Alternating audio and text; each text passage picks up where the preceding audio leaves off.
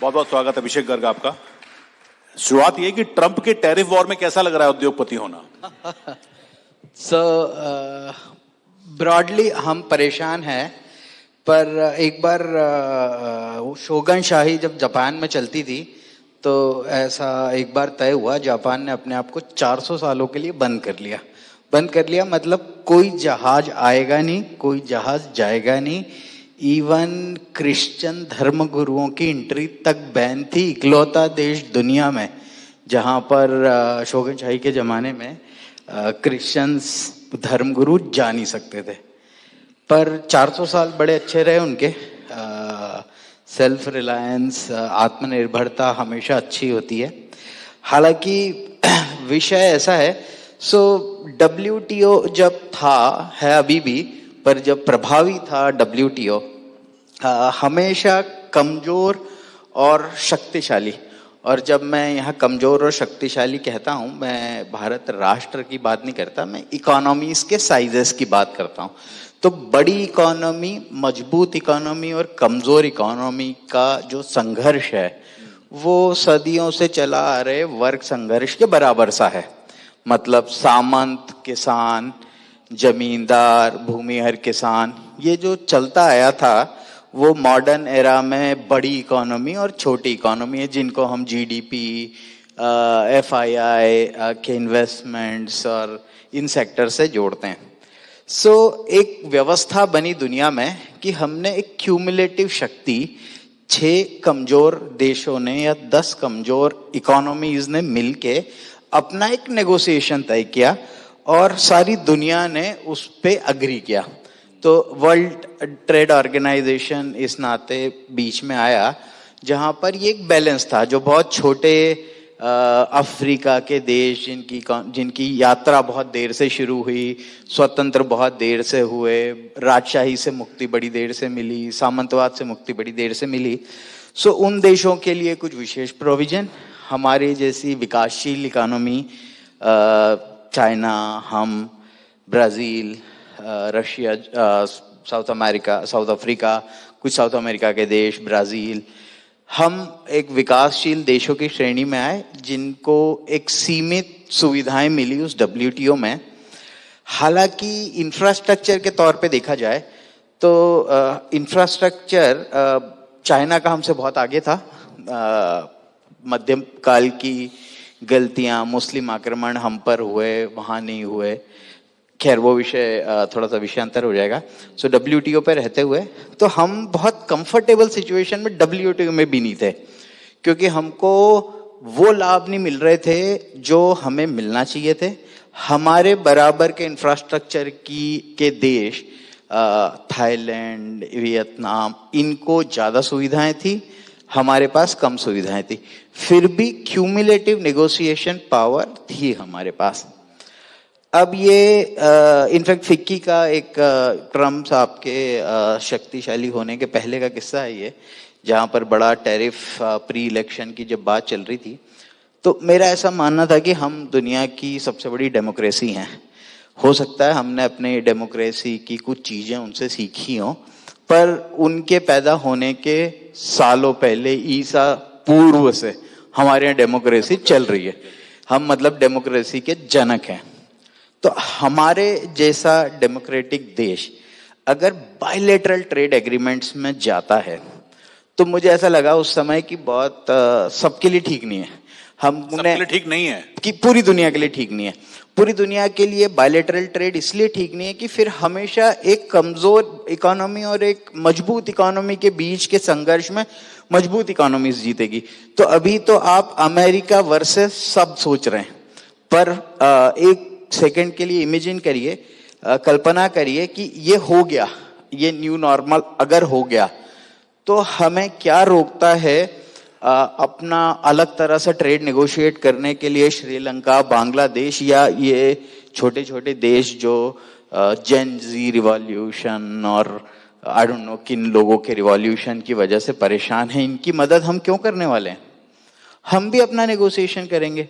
और ये सारी दुनिया के सारे देश अगर बायलैटरल नेगोशिएट करने लगे, 140 देश के 139 देशों के साथ ट्रेड नेगोशिएशन होंगे, तो पूरी वर्ल्ड इकोनॉमी में डिग्री ऑफ डिसऑर्डर बहुत ज्यादा बढ़ जाएगा। एक एंट्रोपी है ना, सब कुछ असहज है, आप रोज ही नेगोशिएशन में हो और वो कभी भी खत्म नहीं होता।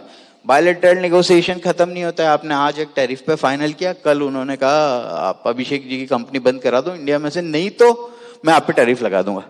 नहीं तो मैं आप पे लगा दूंगा, ये समझौता नहीं है, ये समझौते की भाषा ही नहीं है।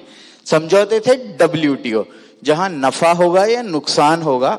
आज जो नियम बने हैं, आज जो मूल्य हैं, हमारे यहाँ कैसे होता है, हम नफे नुकसान से रिश्ते बनाते हैं क्या? नहीं बनाते हैं ना। रिश्तों में नफा हो सकता है, नुकसान हो सकता है, कुछ नहीं हो सकता है। वर्ल्ड ट्रेड ऑर्गेनाइजेशन या इस तरह के जो समझौते हैं वो इस तरह से हैं। बायलैटरल ट्रेड एग्रीमेंट्स कोई समझौते नहीं है, उनको कभी भी अपनी सुविधा अनुसार बदला जा सकता है। लेकिन लोग कह रहे हैं कि अब तो ग्लोबल वर्ल्ड का जो विलेज जो कॉन्सेप्ट है वो खत्म हो रहा है। मतलब इस जो ट्रम्प कर रहे हैं या कल को जो चाइना करेगा या अब यूरोपियन यूनियन कर रही है कि आप तेल मत खरीदिए, तो अगर आप इतना कंसोलिडेट करोगे तो फिर तो 1 to 1 ही जाएगा। फिर हम रशिया से खरीदेंगे, ईरान से खरीदेंगे या चाइना से खरीद लेंगे। तो वो जो ग्लोबल विलेज का कॉन्सेप्ट था वो तो आपके हिसाब से खत्म है या नहीं? नहीं अनुराग जी, देखिए ग्लोबल, मुझे तो तब भी उस ग्लोबल विलेज वाले वैश्वीकरण पे इतना विश्वास नहीं था। 2 वजह हैं कि वो जो आप ग्लोबल विलेज की बात करते हो वो आप विलेज की बात नहीं करते हो, क्योंकि एक विलेज बनता है विलेज में रहने वाले लोगों से। तो क्या हमने कभी इंसान के, मानवता के ग्लोबलाइजेशन की बात की कि हम सारे देश दुनिया के लोग आसानी से फ्रीली एक दूसरे देश में आ सकते हैं? नहीं। वो जो ग्लोबलाइजेशन, ये टर्म सूडो कॉइन करी हुई टर्म है जिसने शायद दिग्भ्रमित किया समाज को, हमको। वो ग्लोबल विलेज नहीं था, वो ग्लोबल विलेज की मंडी थी, आप वो मार्केट थे। तो वो जो पूरा रेजीम चलता था, वो रेजीम का सोच चलता था मेक फॉर इंडिया, मतलब हम सबसे बड़े बाजार हैं, आइए मेरे गांव के हाट में अपनी दुकान लगाइए। वो कोई वैश्वीकरण नहीं था। अगर आप वैश्वीकरण की बात करते हैं तो खोलिए सीमाएं, जाने दीजिए। आज सिर्फ क्यों 35 मिलियन इंडियन का डायोस्फोरा है दुनिया में, क्यों नहीं 350 मिलियन का डायोस्फोरा है? क्योंकि आप रोकते हैं। हमारे पास दुनिया की सबसे काबिल, सबसे ज्यादा, सबसे युवा स्किल्ड मैन पावर है, हम सारी दुनिया में वर्क कर सकते हैं, आप रोकते हैं हमें। तो ग्लोबलाइजेशन तो हुआ ही नहीं।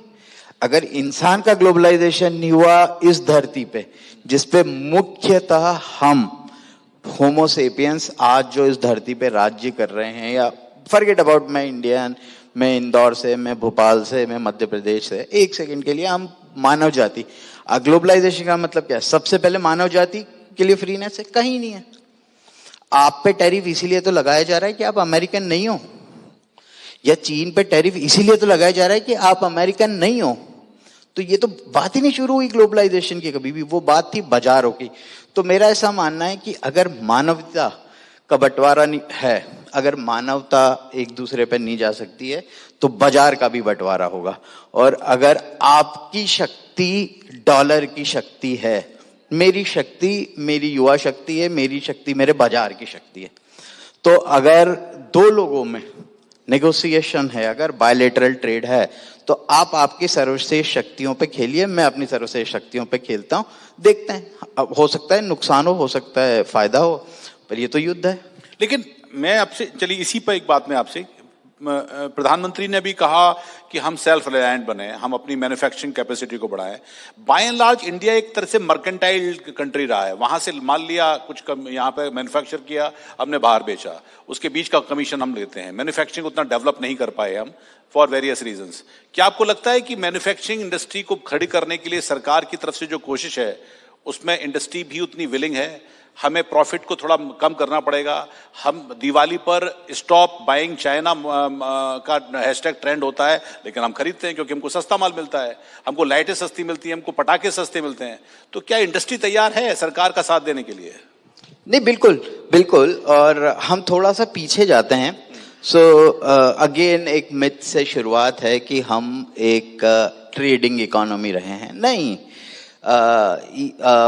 मेरे ख्याल से 700 के आसपास में राजा दाहिर पे मोहम्मद बिन कासिम का आक्रमण हुआ है। तब तक दुनिया की ग्लोबल जीडीपी में हम लगभग 27-28% पे बैठे थे। कितने पे? 27-28% was India's share before Muslims started invading this country. और आप सोचिए इंटरेस्टिंगली, ये सारी कहानी सिंध और मुल्तान से क्यों शुरू हुई? क्योंकि वो पोर्ट थे। Dabhol was the biggest port. मेरे ख्याल से काफी लोग जानते होंगे, जो नहीं जानते उनके लिए बताता हूँ। 2600 ईसा पूर्व मेसोपोटामिया में लिखी हुई इबारत है कि मिलहुआ नाम से जाना जाता था सिंधु घाटी का प्रदेश, तो बहरीन ओमान के रास्ते हमारा सी ट्रेड लिंक था। सो हम मैन्युफैक्चरर थे, हम यहाँ से बहरीन ओमान के रास्ते मेसोपोटामिया के ट्रेड लिंक से। इंटरेस्टिंगली, जिन लोगों की इतिहास में रुचि हो, रोमन साम्राज्य के सबसे ज्यादा सिक्के रोमन साम्राज्य में नहीं मिले, रोमन साम्राज्य के सबसे ज्यादा सिक्के हिंदुस्तान में मिले। और हमारे यहाँ इसलिए मिले हैं क्योंकि माल गया है, उसके बदले सोना चांदी आया है। उनकी नजर हमारे पोर्टों पर या हमारे देश पे थी इसलिए क्योंकि हम कमोडिटी एक्सपोर्ट करते थे, बदले में सोना चांदी इंपोर्ट करते थे। इसीलिए हम सोने की चिड़िया थे। हमारे यहाँ इसलिए माइंस खुद ही, क्योंकि हमें पता लगा कि अरे ये तो मूल्यवान धातु है, ये तो माल के बदले ये सोना ही आ रहा है, तो अपने यहाँ निकाल के देख लेते हैं, we can also buy something. So जब हम, और इनोवेशन, और ये भोपाल में बैठे हुए हैं, भोपाल से मुझे याद आया वो राजा भोज, महाराजा भोज जी की। मैं आपको हिस्ट्री पर रोक रहा हूँ क्योंकि बहुत से सवाल करने हैं और समय कम है। तो क्या इंडस्ट्री तैयार है? जैसे बिल्कुल सो मैं आपको बताता हूँ, बेसिकली इंडस्ट्री तैयार है, सरकार तैयार है, और जो योजनाबद्ध, देखिए जो काम होगा वो योजनाबद्ध तरीके से होगा। बड़ी बूटियां है सेल्फ रिलायंस के लिए, ऊपर से काम शुरू होगा। फॉर एग्जाम्पल मैं सेल्फ डिफेंस का एग्जाम्पल दे देता हूं आपको। डिफेंस मैन्युफैक्चरिंग इंडस्ट्री 2014 करीब 600-650 मिलियन, 600-650 करोड़ रुपए का एक्सपोर्ट करते थे हम भारत से। कैन यू इमेजिन 10 साल में आज क्या होगा नंबर? 21,000 करोड़। सो 600 से 21,000 करोड़ का export with in a span of 10 year create करना कमाल है, दुनिया में कोई नहीं कर पाया। हमने करा है, पिछले 10 साल में करा है, पर वो प्रायोरिटी है। तो शायद दिवाली का पटाखा या दिवाली पे बिकने वाली लाइट वो आज प्रायोरिटी नहीं है, क्योंकि ये जो लैग है हमारा, ये लैग बहुत पुराना है। हम करीब चाइनीज इकोनॉमी 1950 आजादी के बाद से 300% से मल्टीप्लाई हुई है। हमारी इकोनॉमी 100% से मल्टीप्लाई हुई है। तो पहले डबल थे, मतलब जब हम 30 पे थे, 30 बिलियन की इकोनॉमी थे, तो वो 60 पे थे। हम 30 से बढ़ते बढ़ते आज 4 ट्रिलियन पे आए हैं। वो 60 से बढ़ के 18 ट्रिलियन पर चले गए, है ना, 6 या 18 trillion is the Chinese economy. उनकी 300% मल्टीप्लाई और मेरे 100% मल्टीप्लाई। तो मैं पहले 30 पे था, पहले ही आधे पे था, क्योंकि वो 780 से मुसलमान और उसके बाद ब्रिटिशर्स मेरी इकोनॉमी को ग्रो नहीं करने दे रहे थे, तो मैं पहले ही पीछे था, अब और पीछे हूं। अब हमको महत्वपूर्ण सेक्टर चुनना है, तेजी से मल्टीप्लाई करना है। तो इससे निराश होने की आवश्यकता नहीं है कि भारत का जनमानस पटाखा सस्ता मिलता है तो चाइनीज खरीद लेता है, या लाइट सस्ती मिलती है तो कोई बात नहीं, ये ट्रांजिशनल चीजें हैं। आज सारी दुनिया हमारी मिसाइलें खरीद रही है, हमारे युद्धक विमान खरीद रहे हैं, हमारे टेलीकॉम इक्विपमेंट खरीद रहे हैं, हमारा आईपी खरीद रहे हैं, फार्मा का 25 बिलियन के आसपास बाय द वे हमारा फार्मा का एक्सपोर्ट है, हमारी दवाइयां खरीद रहे हैं। एक दिन आएगा हमारी लाइटें भी खरीदेंगे। तो फिर मेक इन इंडिया इंपॉर्टेंट है क्या मेक फॉर इंडिया इंपॉर्टेंट है? और किसके लिए? क्या हमारे पास इतने वेयर विदॉल हैं, मतलब इन टर्म्स ऑफ फाइनेंस और इन टर्म्स ऑफ इंटेंशन? नहीं, so fundamentally make for India मेरी समझ में आने वाला कॉन्सेप्ट नहीं है, मुझे तब भी नहीं समझ आया था। आई थिंक वो क्या होता है ना कि आप how you want to present yourself. तो आज मान लेते हैं कि मेरे पास एक डिग्री है, मैं उसको कैसे आर्टिकुलेशन करता हूं, उसका कैसा विश्लेषीकरण करता हूं। सो शायद पूर्ववर्ती रेजिम्स में वो जो आर्टिकुलेशन करना था उसमें थोड़ा आत्मविश्वास की कमी थी। तो आपने क्या देखा? आपने जीडीपी का नंबर देखा, आपने 1000 साल पुरानी, 1500 साल पुरानी हमारी ट्रेड हिस्ट्री नहीं देखी। तो नए रेजिम में हम थोड़े ज्यादा आत्मविश्वास के साथ वैश्विक बाजार के पास गए, तो हमारा रिप्रेजेंटेशन बदल गया। मोटा माटा बात सेम है, पर पहले वो कह रहे थे मेक फॉर इंडिया, मतलब वो दुनिया को कह रहे थे कि हम बाजार हैं। ये वही पूरी ग्लोबलाइजेशन वाली कहानी है कि हम बाजार हैं, आओ हमारे लिए, मेक फॉर इंडिया, हमारे हिसाब से प्रोडक्ट डिजाइन करो। क्यों नहीं एक अमेरिकन कंपनी भारतीय महिला के लिए साड़ी बनाती है, आप साड़ी का ब्रांड बनाओ ना इंडिया में, हम बिकवाते हैं आपका, will give you a gateway, आप एफडीआई लेके आओ साड़ी बनाने में। वेयर इन हमारा आत्मविश्वास, और इस देश को हमेशा संघ का आभारी है ही खैर कि वो आत्मविश्वास लगातार बढ़ता गया over a period of time. तो एक हिस्सा था समाज का जिसने कहा कि जिस दिन मौका आएगा मैं लगाऊंगा फैक्ट्री, यहां से शुरू करेंगे। और वो जो शुरुआत 14 से के बाद से एक्टिवली हुई है, उसका इम्पैक्ट है। मैं बता ही रहा हूं ना आपको, 600 करोड़ के डिफेंस है, 21,000 करोड़ का एक्सपोर्ट है, second largest mobile manufacturer in the world with in 10 years. Electronics मेरे ख्याल से 50 बिलियन के आसपास का annual export electronics billion, which was of course trade deficit में हम आज भी लगभग नेगेटिव होंगे, पर फिर भी बड़ा है। तो बिल्कुल कोई एब्सोल्युटली एक वैसे बिजनेस सेंस के हिसाब से, एक तो हमारा सेंटिमेंट है कि हमारी मैन्युफैक्चरिंग इंडस्ट्री compete करनी चाहिए कि चाइना जितनी बड़ी हो जाए या मुझसे भी बड़े हो जाएं। लेकिन एक है कि आज के ज़माने में जब एआई है, वर्चुअल वर्ल्ड है, जब इतनी इनोवेशन है, तो हम इनोवेटिव हों और हमारी अपनी इनोवेशन रिसर्च पे ज़्यादा हो। इंडिया को किस दिशा में जाना चाहिए? क्या मैन्युफैक्चरिंग की तरफ बढ़ना चाहिए उतना इन्वेस्टमेंट, या फिर हमें रिसर्च, इनोवेशन, एआई की तरफ जाना चाहिए, जहां पर इंजेन्युटी ज़्यादा काउंट करे, जहां पर रिसर्च ज़्यादा काउंट करे, मैन्युफैक्चरिंग हम कहीं से भी करवा लें? नहीं, तो ये साथ चलने वाली चीजें हैं। यूरोप और यूरोप के बगल में या यूरोपियन ब्रिटिशर्स से पैदा हुआ अमेरिकन रेजीम, ये एक ही है। सो पहले औद्योगिक क्रांति हुई, उस औद्योगिक क्रांति के साथ साथ मशीनों में इनोवेशंस आया। जैसे मैं आपको ट्रेड रूट का बता रहा था, इंटरेस्टिंगली कंपास की खोज इंडिया में हुई है। नावों का राजा भोज ने एक युक्तिक करके पुस्तक है उनकी, उसमें मेंशन्ड है कि कैसे इंटरनेशनल जहाज बनते हैं। तो जब आवश्यकता थी तभी आविष्कार हुए। तो वो जो आवश्यकता तब तक पैदा नहीं होगी जब तक हमारे पास मैन्युफैक्चरिंग रेजिम नहीं होगा। इनफैक्ट आजादी के बाद हम एट पीक, हमारा इंडियन जीडीपी में लगभग 18% मैन्युफैक्चरिंग का हिस्सा रहा है, which has been declined significantly। और विज़ाविज़ चाइना अगर देखें तो लगभग 25% ओवरऑल जीडीपी में। तो अगर ये जो ट्रेड डेफिशिएट दिखता है हमारा 100 बिलियन के आसपास का जो गड्ढा सालों साल से हमें दिखता रहता है, ये 100 बिलियन का अगर गड्ढा भरना है तो ये 100 बिलियन का गड्ढा 16% से 25% का Indian manufacturing, make in India से आएगा। 3 चीजें होगी, उसका बाय प्रोडक्ट है इनोवेशन। उस इनोवेशन के लिए definitely universities, academicians, industries, youth, नीति निर्धारक तत्व, पॉलिसी, ये सब मिलके एक एनवायरनमेंट बनेगा। We are lagging severely into innovation, इसमें कोई दो राय नहीं है। हम आविष्कार करने वाले दिमाग, अपने आत्मविश्वास की कमी जो पिछले 300-400 वर्षों में, 600 वर्षों में हमने झेला है, इसलिए हम उस फ्रंट पे पीछे हैं, पर हमारी स्पीड तेज है। तो आप ऐसा समझिए कि 60 बिलियन से 18 ट्रिलियन पर आने में अगर किसी को 65 वर्ष लगे तो एवरेज जीडीपी का ग्रोथ रेट है 5.5%, और हमारा जीडीपी का ग्रोथ रेट है 8%, which is one of the highest in the world.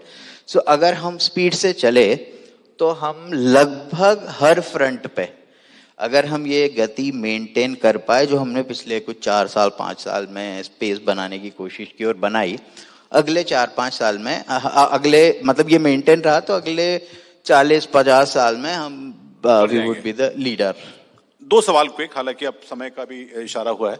FII और एफडीआई का एक बैरोमीटर माना जाता है, हम कितने इस के माहौल में, आजकल के माहौल में बड़ी फर्टाइल जगह हैं जिसके लिए बड़ी विदेशी कंपनियां, मतलब विदेशी इन्वेस्टर्स आए, या बदल रहा है कुछ माहौल? नहीं, बिल्कुल। और इंटरेस्टिंगली अगर आप देखें तो हमने चाइना एफडीआई को थोड़ा रिस्ट्रिक्टिव तरीके से ट्रीट किया है, ऑटोमेटिक रूट से हम अप्रूवल रूट पे ले गए। बावजूद इसके in a single year highest FDI inflow was last year and hopefully ये पिछले साल से बेहतर हो जाए। लगभग ट्रेड डेफिशिएट के बराबर का एफडीआई इनफ्लो सालाना है। सो एफडीआई उर्वर हैं हम, और हम बहुत तेजी से उस तरफ जा रहे हैं जहां पर हम नंबर 1 चॉइस बनेंगे। एफआईआई थोड़ा विश्वसनीयता का संकट रहता है, क्योंकि एफआईआई बाजार की ताकतें हैं तो, और उनको ले जाना भी आसान है। एफडीआई तो आ गया है, लग गया है, आपके यहाँ फैक्ट्री लग गई है, वो पैसा वापस जाता नहीं है, वो मुनाफे के तौर पे जाएगा, इज फाइन। पर FII is a stock market, money आएगा जाएगा। सो एफआईआई जब तक आपकी इकोनॉमी अच्छा परफॉर्म कर रही है, जो आप कर रहे हैं, तब तक इंटरेस्टिंग रहेगा। एफडीआई और एफआईआई इनडायरेक्टली इंड्यूस करता है, क्योंकि ये जो एफडीआई आती है इससे आपके नई कंपनियां बनती है, नई कंपनियां इक्विटी मार्केट में जाती है, उन इक्विटी मार्केट की ग्रोथ को हासिल करने के लिए एफआईआई अपना और पैसा आपकी इकोनॉमी में डालते हैं। तो ये जो पूरा चक्र है, इस चक्र में फिर घूम फिर के make in India is a very very smart initiative, जहां पर हमको सफलता भी मिल रही है, कॉन्फिडेंस भी आ रहा है, और थोड़ा ठीक ठाक आगे जा रहे हैं। एक आखिरी सवाल मेरा आपसे कि H1B वीजा पर प्रतिबंध भारत के लिए फायदेमंद होगा कि नहीं होगा? हम ब्रेन ड्रेन रुकेगा, ठीक है, अमेरिकन जो ग्रेट अमेरिकन ड्रीम था उसको झटका लगे, लेकिन क्या इससे फायदा होगा इंडिया को? मैं सोचता हूं कि ऐसा होगा भी नहीं, और डेफिनेटली नुकसान है। हमारा जो मर्चेंडाइज ट्रेड डेफिशिएट है वो बहुत ज्यादा है, जो आपको दिखता है वो वैसा है नहीं। करीब करीब 200-250 बिलियन डॉलर पर साल का मर्चेंडाइज ट्रेड डेफिशिएट है, जिसमें से लगभग 100 का सरप्लस हमें मिलता है सर्विस इंडस्ट्री से। तो हम अगर 300 का सर्विस एक्सपोर्ट करते हैं तो 200 का सर्विस इंपोर्ट करते हैं। तो ये जो 100 है, ये हमारा जो मर्केंटाइल ट्रेड एक्सपोर्ट है, उस ट्रेड डेफिशिएट है, उसको कवर करता है। H1B रिस्ट्रिक्शन हमारे सर्विस एक्सपोर्ट को बुरी तरह से प्रभावित करेगा एक टाइम के लिए। इवेंचुअली वो सारे लोग यहाँ आएंगे, यहाँ से हम एक्सपोर्ट करेंगे, बजाय इंडिविजुअल्स वहां जाके बना रहे होंगे, जो आज वहाँ सर्विस सेक्टर इंडस्ट्री चल रही है। तो मैं ये कहता हूँ कि हम बहादुरी से सामना कर रहे हैं, और मतलब नुकसान है, पर नुकसान के अपने फायदे हैं कि वो शॉर्ट टर्म में लॉस होता है। पर जैसे मैंने शोगनशाही से शुरू किया था कि आप 400 साल बंद कर दो, आप बंद कर दो, हमारे यहाँ से सारे लोग हमारे भेज दो, हम यहाँ वो बना देंगे। और ऐसा हम इतिहास में पहले कई बार कर चुके हैं, तो कोई विशेष चिंता का विषय नहीं है। बस ये जो हम पॉलिसी सही दिशा में जाते रहें, सारे लोग इसी उद्यमिता से लगे रहें, नए एंटरप्रेन्योर्स पैदा हों देश में, कंडक्टिव माहौल बनता रहे, यही this is what is required, यही चाहिए। बहुत बहुत धन्यवाद अभिषेक गर्ग, आपसे बात करके